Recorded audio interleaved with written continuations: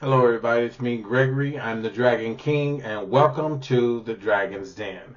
Been away for about a day, or maybe two, but I got some interesting topics for you all to bite your teeth on. And one is about be careful who you touch. The other one is about two birds of a feather. The the third one is about using welfare illegally, and then the fourth story is sometimes people are not supposed to be together. Okay, so let's get into it. Okay, first story is where did I get this? You can go to msn.com or go to Google and click on student jail for tapping airport worker arm freed from Dubai prison. Okay.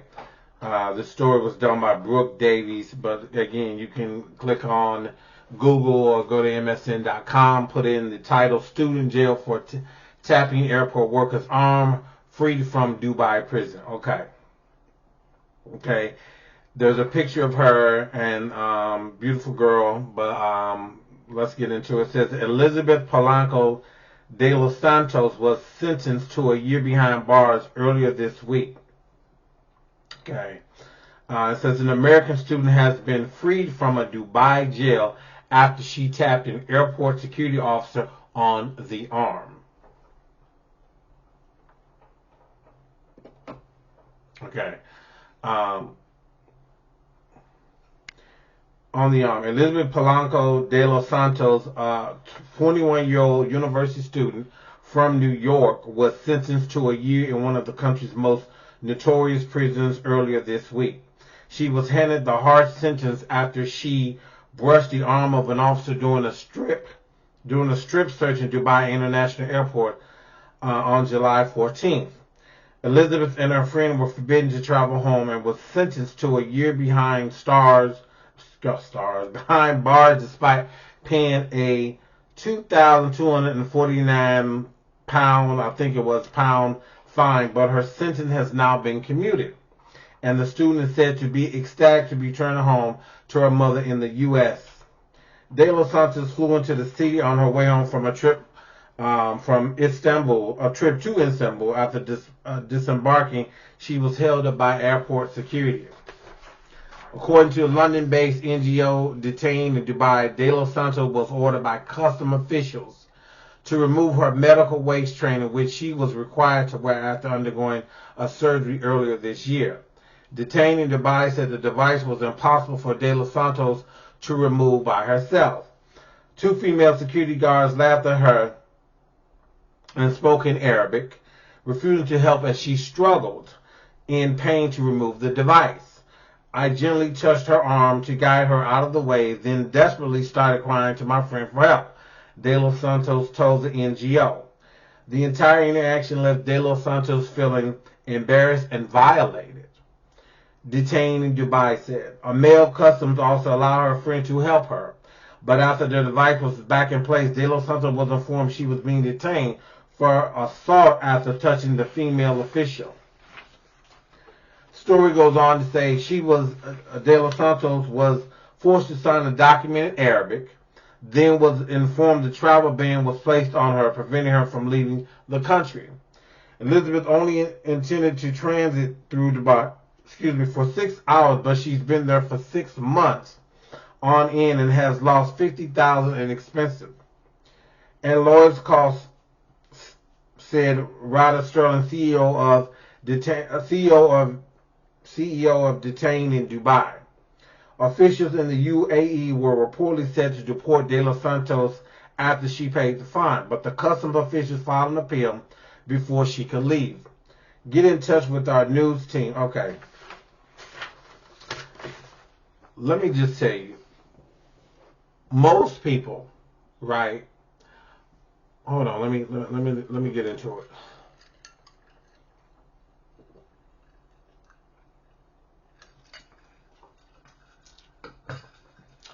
Most people, when they travel overseas, what they don't do is what they don't do is get an understanding of international laws, right?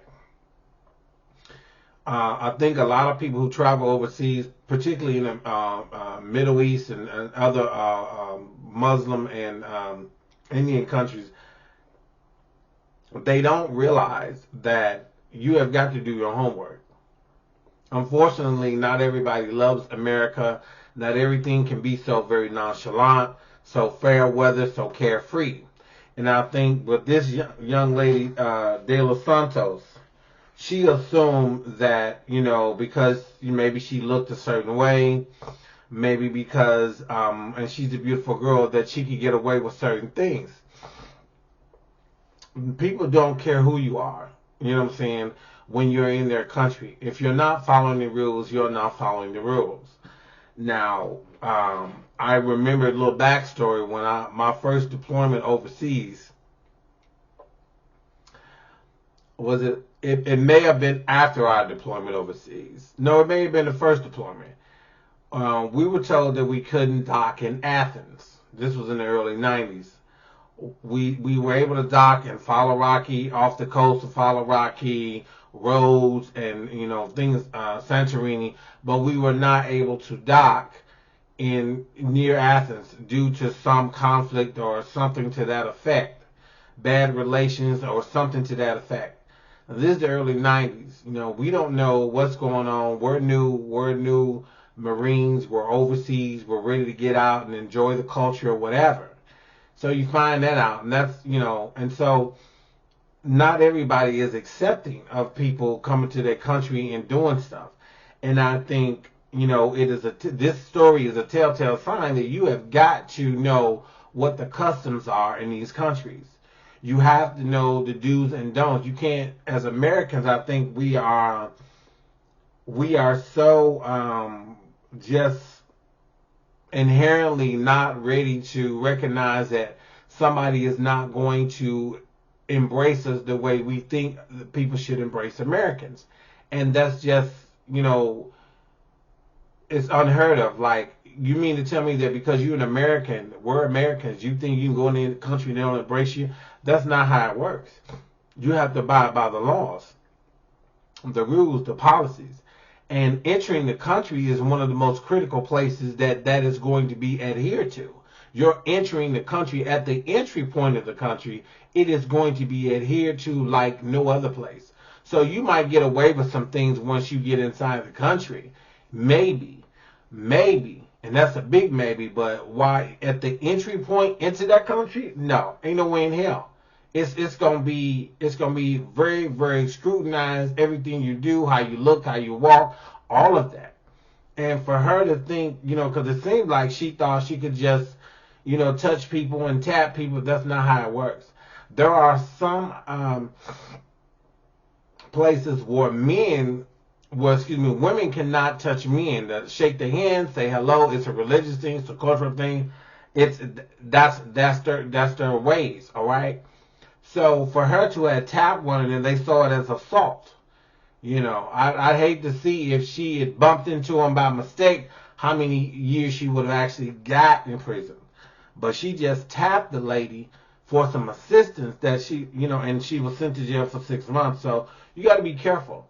And I think a lot of times we go into these countries as Americans, we thinking that everything is going to be everything is going to be so hunky-dory and people are waiting to embrace us with open arms. This is a prime example of don't play yourself, because you're going to end up playing in your own face, because they're not going to have it in these countries. I think if she'd have went anywhere with strong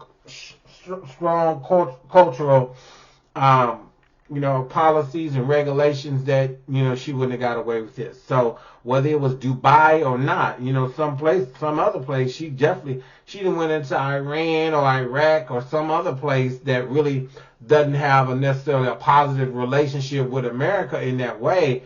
There's no telling what would have happened to her. So you got to be careful who you're touching. Make sure you understand that. So that's the first story. So I just feel like, yeah, you got to be careful. You know what I'm saying? You have to be careful. Okay. Now the second story. which I don't care for either one of these gentlemen. But in the state of which we all live in and preside, mentally, psychologically, socially, financially, people have made their way into our uh, mental, I guess, visual, as it were.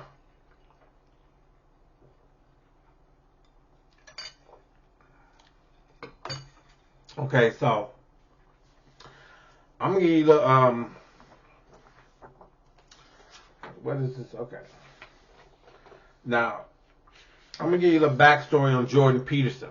Jordan Peterson says that he has distanced himself from what's the knucklehead Andrew Tate.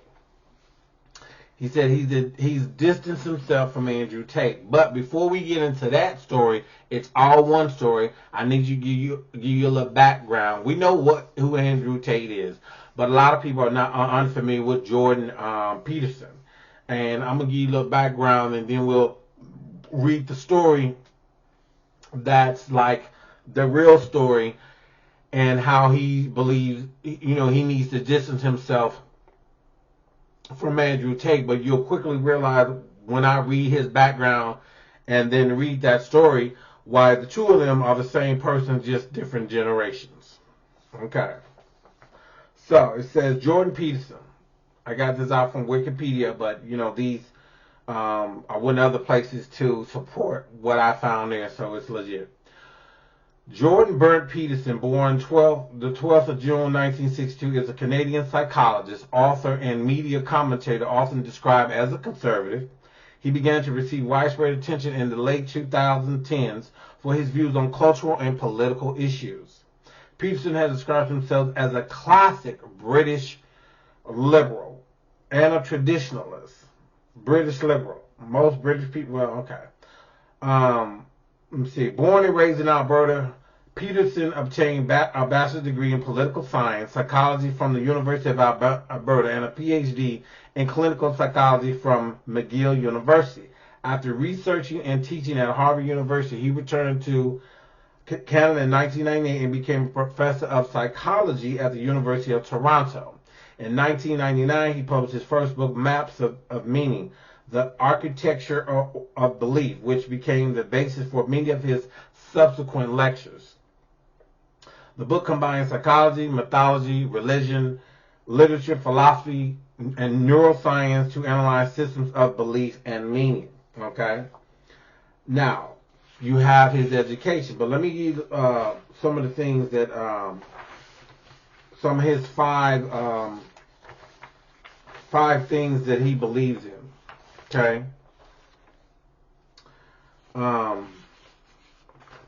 He says that white privilege doesn't exist. Okay. There was plenty of deserved blowback from Forbes. Duke, highly generous, self-made. The environment you raised in has a profound effect on both your psychology and opportunities in life.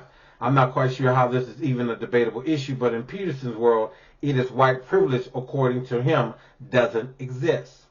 After listing numerous categories, health, wealth, age, economic status, and so on, he calls race and ethnicity postmodernist. He criticizes one woman's views on white privilege, discussing how her paper was not peer-reviewed or subjected to critical scrutiny. His own scrutiny transforms white privilege into majority privilege. In China, the Chinese are the dominant race, he says. The culture is built to suit them. And so in America or Canada, since whites happen to be the majority, the culture is designed to suit them. However, whoever the culture is built for is by default privileged. Otherwise, the construction would not have been worth it in the first place.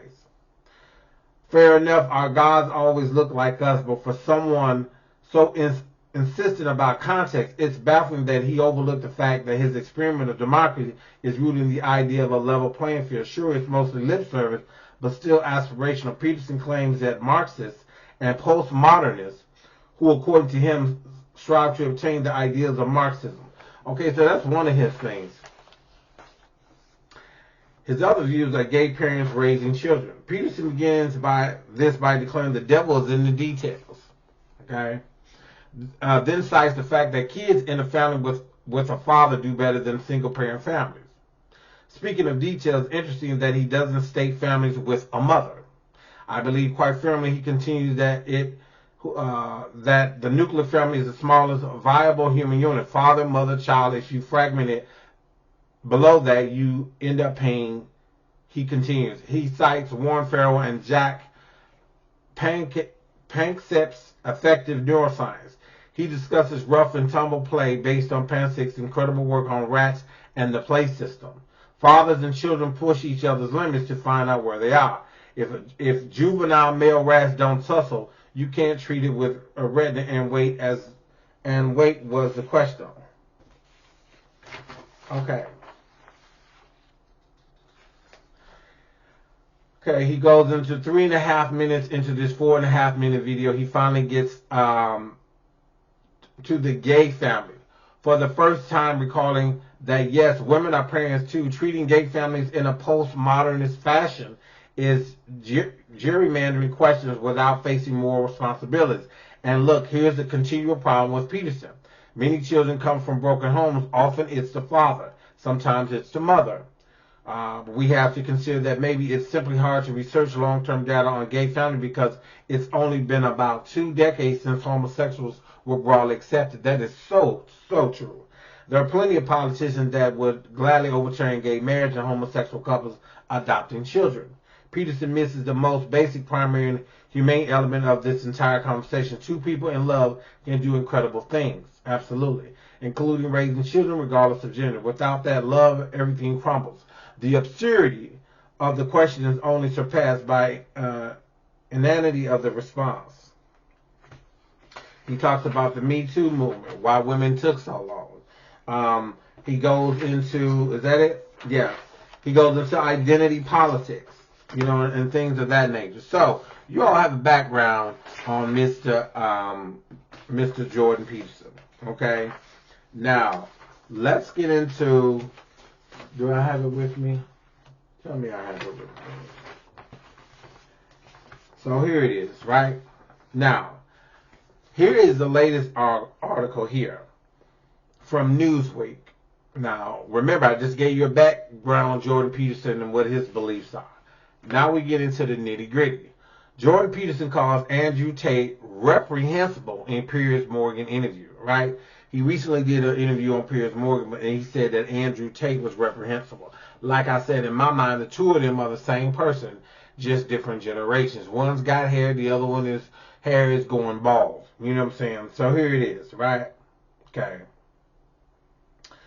Jordan Peterson has distanced himself from Andrew Tate, saying that he did not want to be associated with the controversial influencer. Like, he's not controversial? Come on.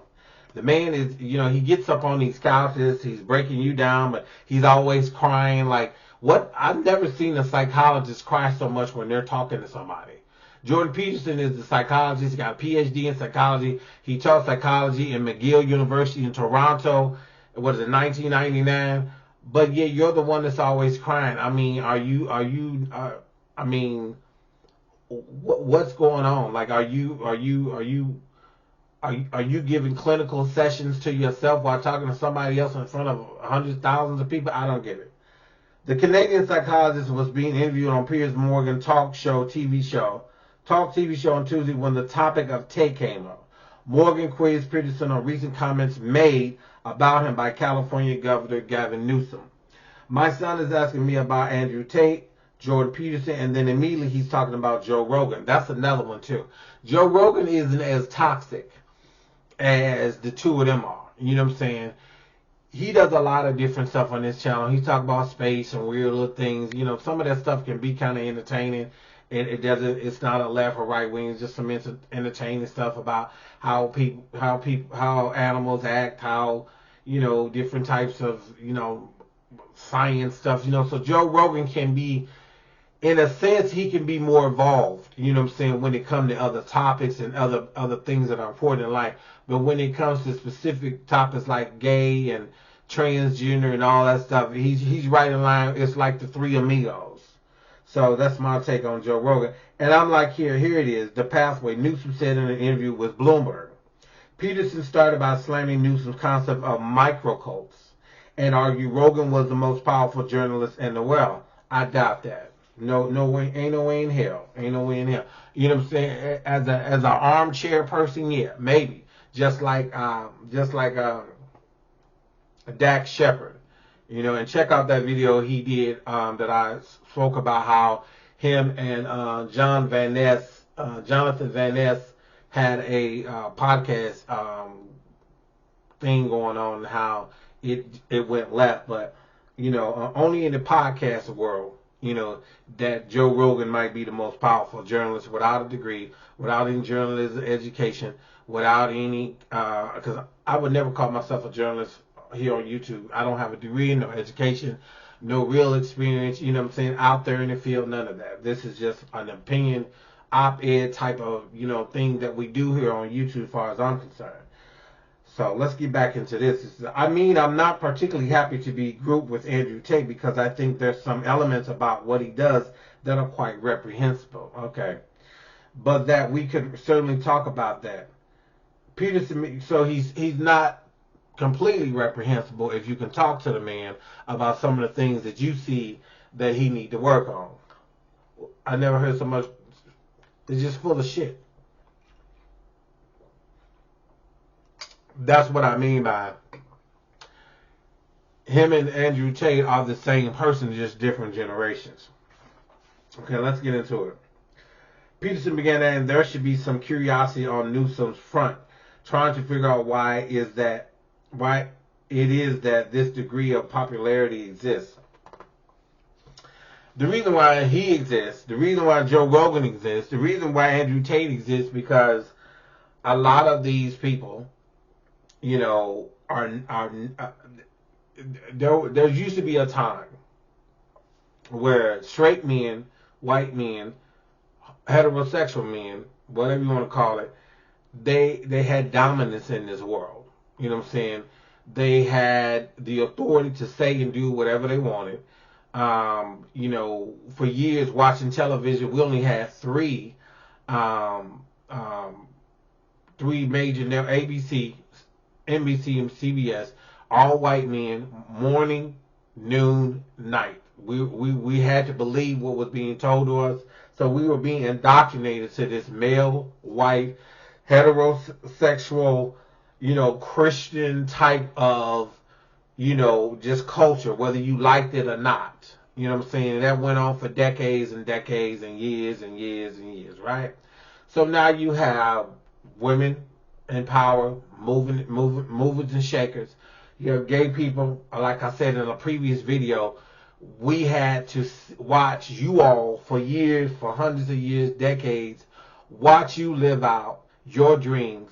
Same thing we wanted to do. You were allowed to be yourself, but we weren't because we were gay. Now that we are allowed, not as much as we should because there's a lot of pushback, you know, it's a problem. You know what I'm saying?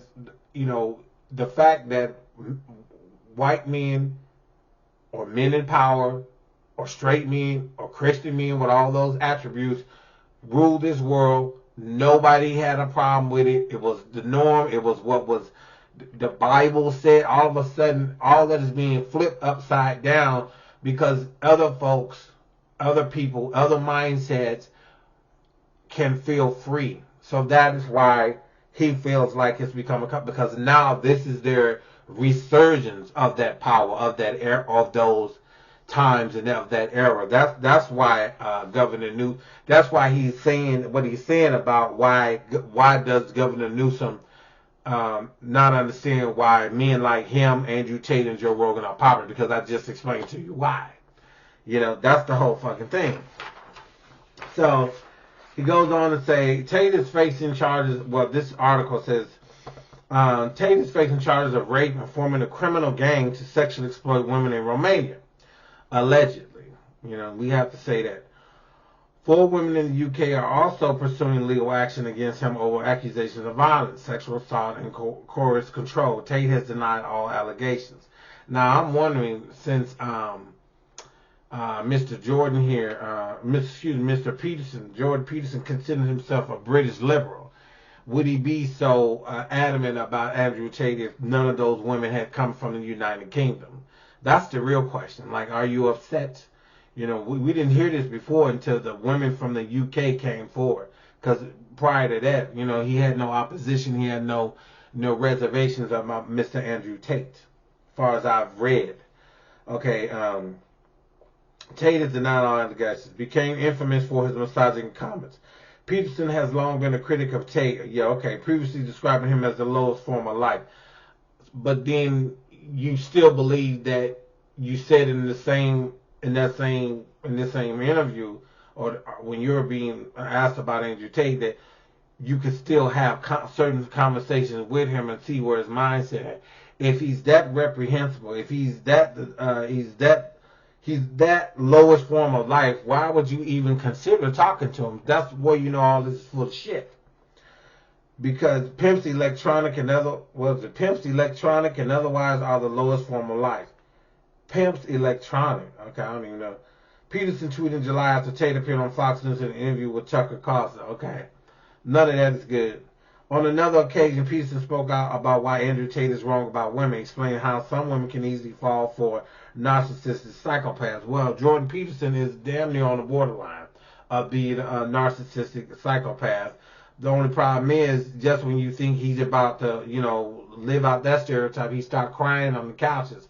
I've never seen a psychologist cry the way he does. Usually, the psychologists, you know, some of you may find this a little bit bizarre, but most psychologists are either Virgos or Leos. You know what I'm saying? I've yet to meet a psychologist or psychiatrist who's a Pisces. You know, unless they're giving themselves drugs. You know what I'm saying? Because we have a high tendency to do drugs and be addicted to sex and drugs and all that stuff. But that's the only way I'd see him crying, because unless he wasn't one of them. But whatever. Y'all might not get that whole psychology behind the zodiacs, but just look it up. So he says, you can't blame women for all women don't like you. It's you, and so you have to grow up. Oh, really? He said during a public lecture, that's the thing. Don't be a fool. Okay. Turn yourself into someone who's worth being around, and then developing social skills like his social skills. His social skills is probably somebody sitting down to lunch with him, and he judging the fuck out of them from the time they pick up the fork to the first bite to the time they wipe their mouth after eating the whole fucking plate of food and sipping tea or whatever. So it's a constant fucking judgment. Yeah, he's probably a Virgo or some other kind of overly criticizing, analytical person who, you know, who's going to judge you as, you know, they say being with a Virgo is like being put on trial for a murder you didn't commit from sun up to sundown during an entire relationship, and I can believe it. Trust me, I can believe it. But yeah, so that's that story. So yeah, it's just a bunch of bananas. You know, like Andrew Tate is the worst. This Jordan Peterson is not eating better. You know, and that whole British liberal thing, I don't even know if that is that such a thing, a British liberal. He can't be a liberal, you know, talking the way he's talking. It just he's more like a staunch Republican over there in England, but whatever. So we're gonna get to the third story about abusing welfare. Okay, now there's all types of forms of welfare. For some of you that don't realize that, there's all types of forms of welfare, from the low income to the corporate welfare. Well, when you have people who are athletically inclined or have a talent where they make millions of dollars from, you kind of wonder why the hell are you using government, assisting government services now with the pandemic? Everybody was kind of in that kind of needing a government type of welfare mentality. The pandemic, everybody was doing PPE loans and all that stuff, which, you know, a lot of them got caught up because they were lying about payroll, amount of employees, and some people were lying about properties and things that they actually lost when they didn't. That brings me to my third story, Mr. Brett Favre. We know who he is, Mr. Green Bay Packer himself, quarterback extraordinaire. Okay, this story came from the Associated Press. The story is by Michael Goldberg. Okay, let's get into this. Brett Favre will testify on the oath in Mississippi welfare scandal civil case. Okay, civil case, not criminal. Y'all not shocked, are you? Jackson, Mississippi retired NFL quarterback Brett Favre will answer questions under oath about the misspending of federal welfare money in Mississippi.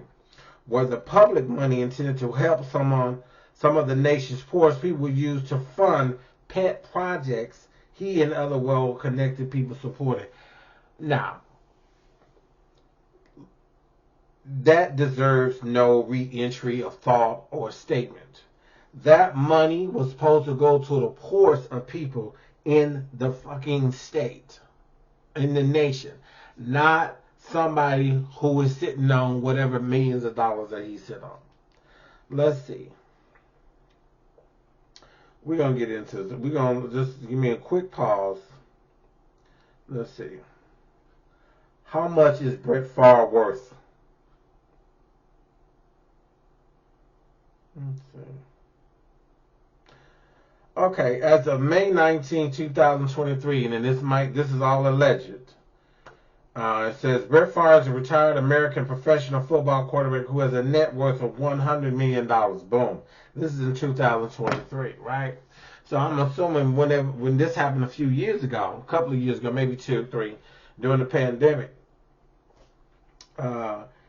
he still had loads of money, right? He still had loads of money. So a notice of deposition filed Monday in Hinds County Circuit Court by attorneys for Mississippi's Department of Human Services shows Favre will give sworn testimony on October 26th. That was, that's this month. At a hotel in Hattiesburg, the Pro Football Hall of Fame is among more than 3 dozen. More than 3 dozen. That's 36. That's 36 plus months. In the lawsuit, the current Human Services Director filed to recover some of the welfare money. It's a mess. Favre has denied wrongdoing, sued the state auditor who investigated misspending for defamation, said he paid back misspent welfare funds. First of all, clearly there's some improprieties going on. You took welfare funds that were misspent for what? You worth $100 million. What's the problem? You had some pet peeve projects like what? Like what, Brett? Getting one of your failed restaurants, because he had a restaurant here. I don't know what it was called, but it didn't last long. Knowing him, he got a bunch of barbecue joints. I don't know if he got anything that's really substantial and beneficial to the community and where he represents in Mississippi. I don't know that, but it ain't looking good. I just saying, okay. And it goes on to say, instead of going to needy families, about $5 million help fund a volleyball arena that Favre supported at his alma mater. The University of Southern Mississippi in Hattiesburg said Mississippi Auditor Chad White, whose office investigated the scandal of Favre's daughter played volleyball at the school. Another $1.7 million went to the development of concussion treatment drug, a project Favre supported. No criminal charges have been brought against Brett Favre, although a former department director and other people have pleaded guilty to their part in the misspending. Favre has asked the Hinds County Circuit Court and the Mississippi Supreme Court to remove him as a defendant in the civil lawsuit. But both requests were denied. No, you ain't finna get out of it. You finna go to the lawsuit. It's too late to pay money. It's too late you going to jail. You're not jail, but you're gonna pay a fine. You know what I'm saying? Your name gonna be dragged through the mud because you abused the system. That money could have went to poor people in the nation, but you chose to take advantage of your status and try to get even more money. It's not. The deposition will be conducted by oral examination before a court reporter and may be video recorded. A confidentiality order approved by the court would keep all of the testimony private for at least 30 days. It shouldn't be private, because if it was you and me as a regular citizen of the United States who broke the law, whether civil or criminal, the shit would be on court TV some damn where. Period. 30 days after its completion date, court records show. Okay. So there you go. Like, Brett Favre is in trouble, and I'm glad. You know what I'm saying? Everybody needs to be held accountable, regardless of your economic status. You have to be held responsible. And I hope he pays a hefty fine. Now we go into one of the, I was rooting for this couple. This is the last story. I was rooting for this couple. I wanted them to win. I wanted them to just be famous and I just wanted them to win. You know what I'm saying? Who am I talking about? We ain't talking about Jada and Will, because, not them two. They got enough stuff going on. Will, I don't understand Will put them with Jada or whatever, all that nonsense over there. We talking about Angelina Jolie and Brad Pitt, okay? This story came from Radar Online. The story was done by Whitney Vasquez, okay? It says, the victim of system failure, Angelina Jolie slams corrupt and biased judge in custody battle with ex Brad Pitt, okay? Angelina Jolie using her experience with an alleged corrupt judge in the custody battle with ex-husband Brad Pitt to change the law, Radar.com has learned. As this outlet reported, Los Angeles Judge John W. Orderkirk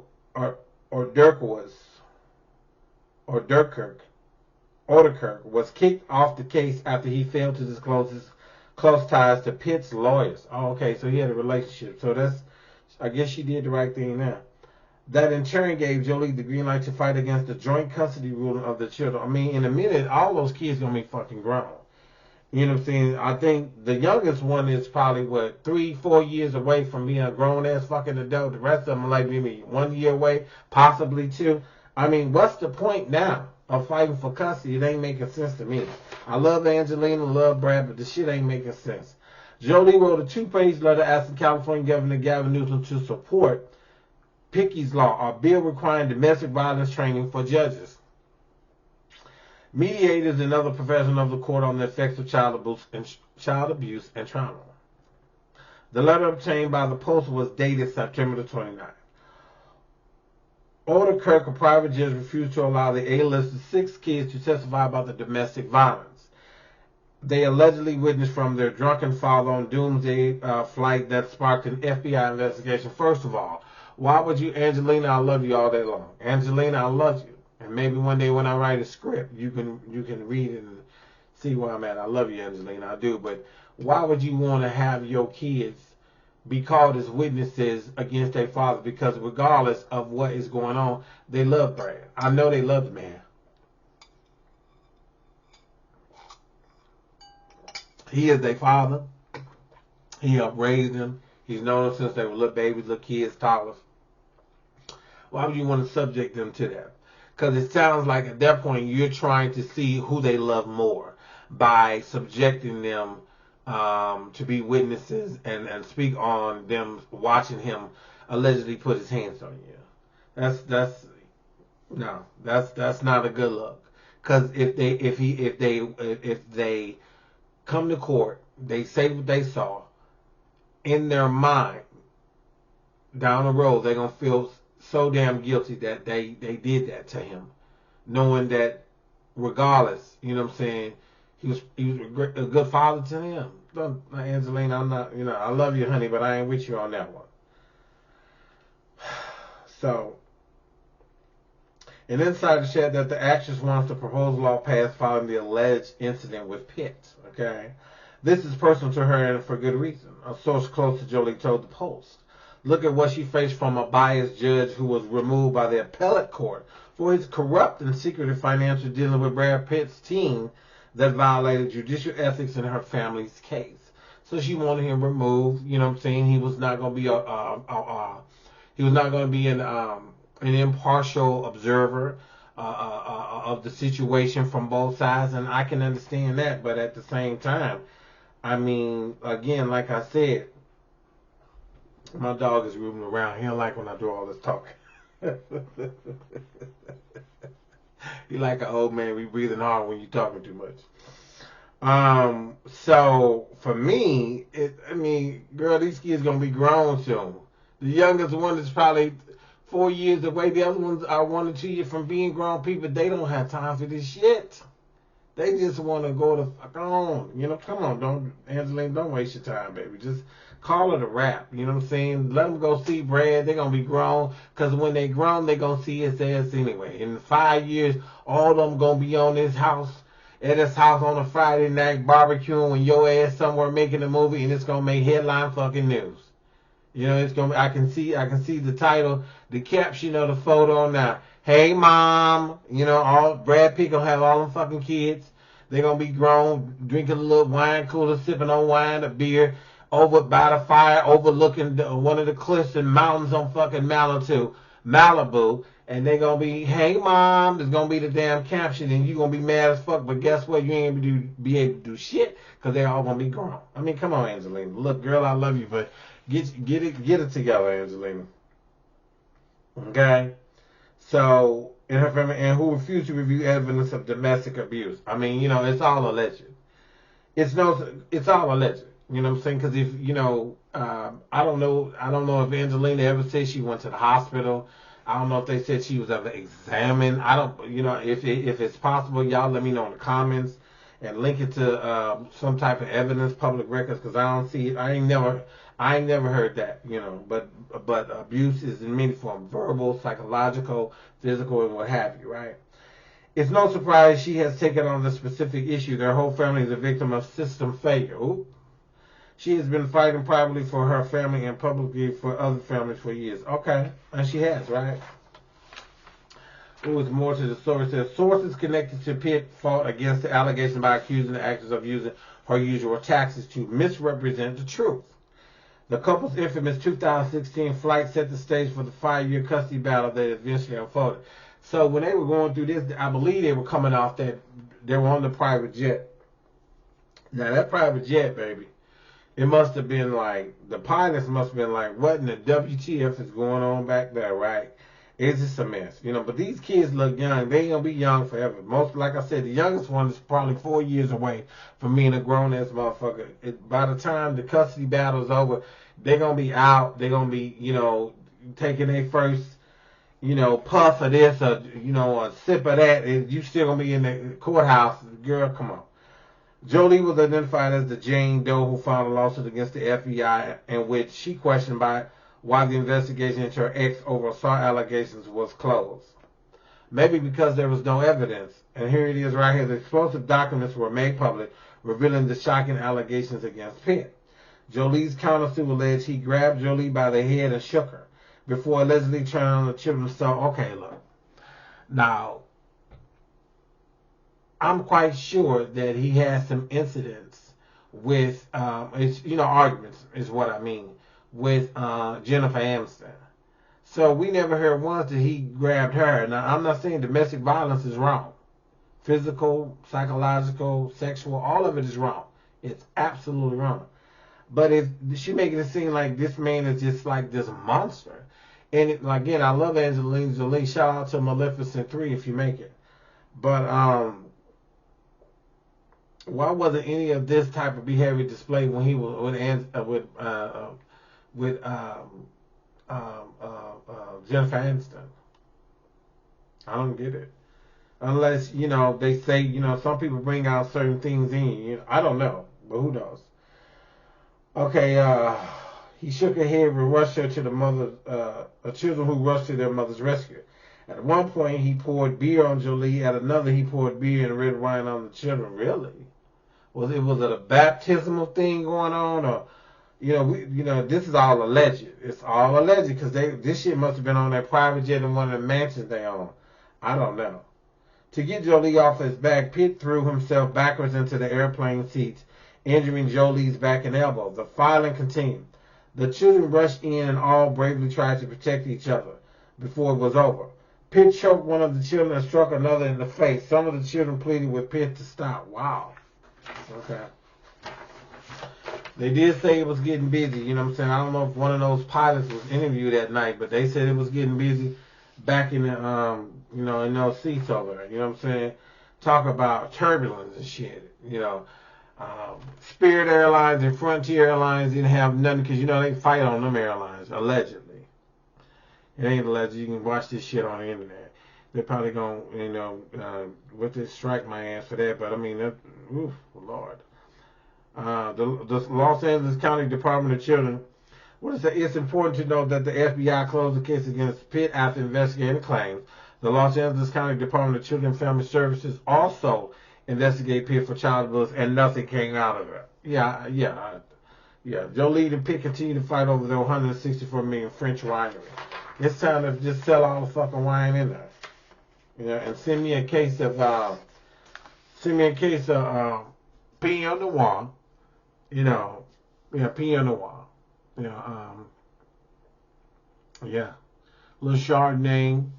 I'll take a Merlot. Shiraz. I like a little Shiraz. But anyway, that's it, y'all. Those are the stories that we have, and I hope y'all enjoyed every last one of them because it's a lot going on out here. A lot going. Don't forget to like, share, subscribe, tell all your friends, tell all your educated friends, tell all your drunk friends, tell all your gay friends, tell all your black friends, tell all your friends with a hair like this to come join and get some understanding. And I hope you all enjoy it. And don't forget to like, subscribe, and share. I am Gregory. I am the Dragon King. And thank you for coming to the Dragon's Den.